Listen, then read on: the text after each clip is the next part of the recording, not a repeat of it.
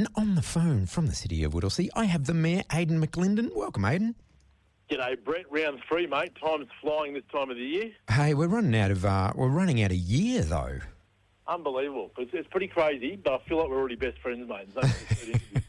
What time for Christmas lunch, just so I can let the wife know?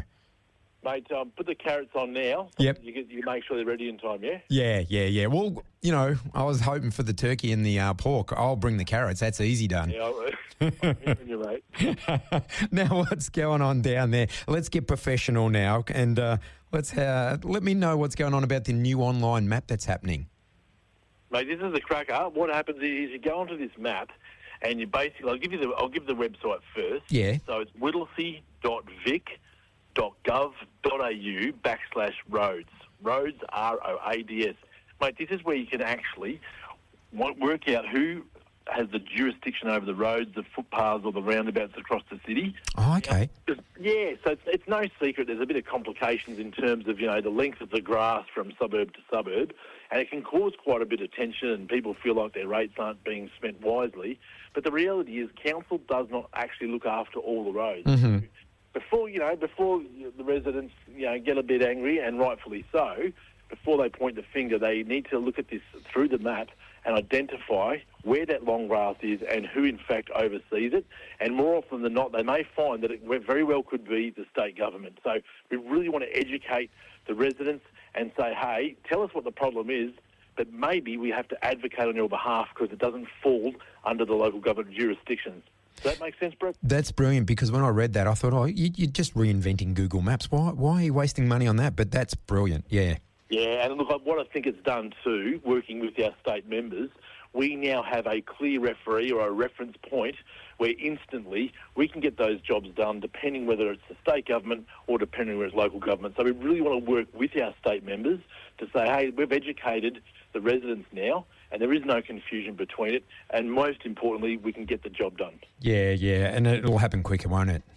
Well, it will, and this is, I think, critical, that the next 4 years we really want to set the scene as the collective of the new 11 councils that come in to make sure that our absolute primary concern is always to do the basics brilliantly. Mm-hmm. Yeah, that sounds good, yeah. Yeah, so I'm pretty excited about it, and just before people start pointing the finger, if they just can get educated, call the local councillor, hop onto this website, and I'll tell you what, it will alleviate probably 90% of the anger when it comes to grass in the city. I was going to say, do your own research, but that's kind of got negative connotations, hasn't it, that saying? Absolutely. Like anything, mate, communication is key. It's got the ability to start wars and end wars. So if we communicate effectively, I reckon people will see that we're doing a pretty good job. Yeah, that's cool. People are out and about with the warm weather. How's the Quarry Hills connecting trails going?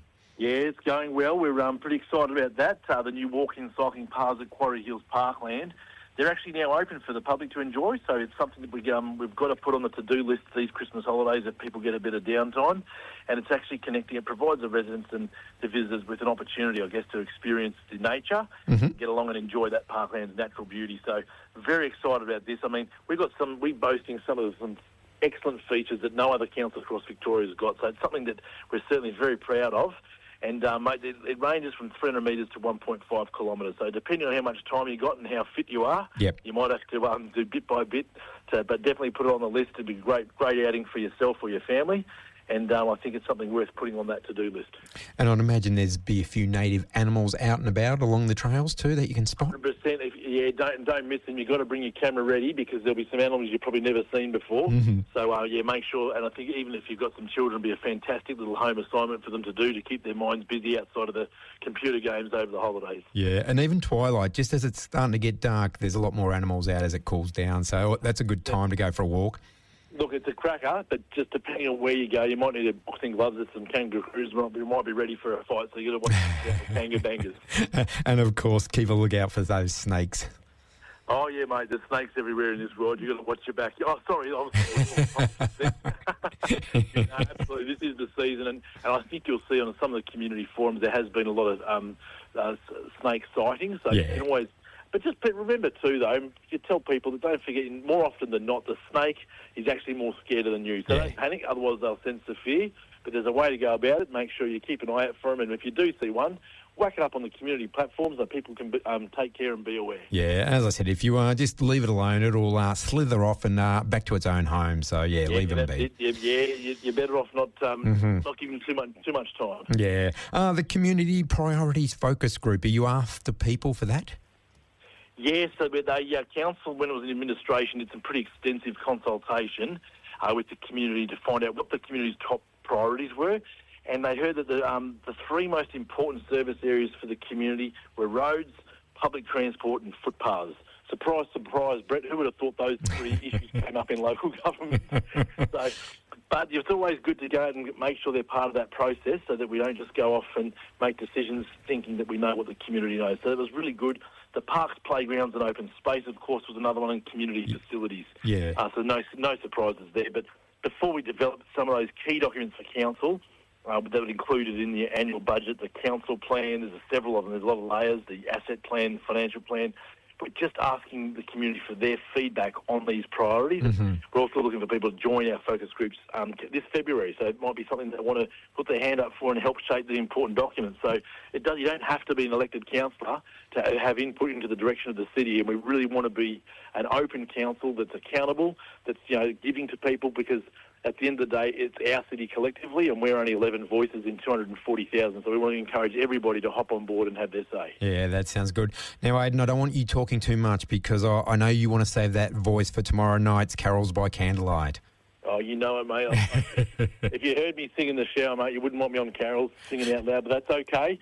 I'll get up there, and if worst case scenario, I can lip sync, but it's going to be a great time tomorrow night. Free event for all. There'll be markets there as well. Kicks off at 6 p.m. Get in early. There'll be council workers there in high vis directing the cars where to go. But it's going to be an absolute cracker.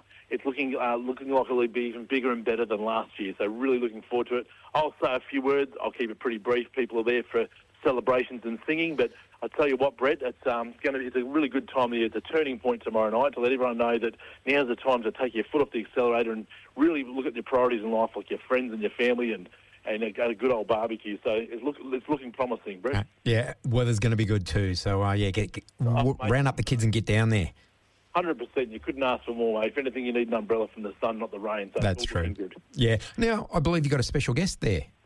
Oh, have I got a special guest? Are you kidding me? Yeah. The person that makes me keep looking good in the public arena, mate, is the deputy mayor, none other than the Daniella Zinni, and she's the elected councillor for Bundoora. She's an absolute cracker. She's a quiet achiever, does all the thorough stuff in the background and makes sure that the council is a cohesive team.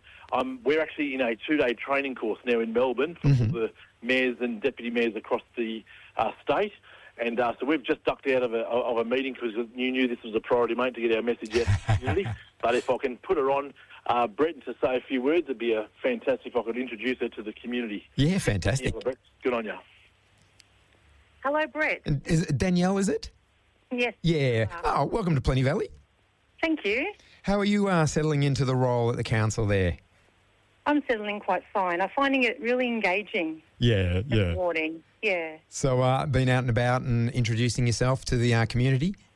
I have, yes. I've learnt a lot about our community, seeing that we've got a huge municipality. So, with the 11 councillors, I've learnt a lot about their particular wards, and I'm really excited for the future term. Yeah, well, as you said, there's a vast array of people out there, and it's such a huge area too that you cover.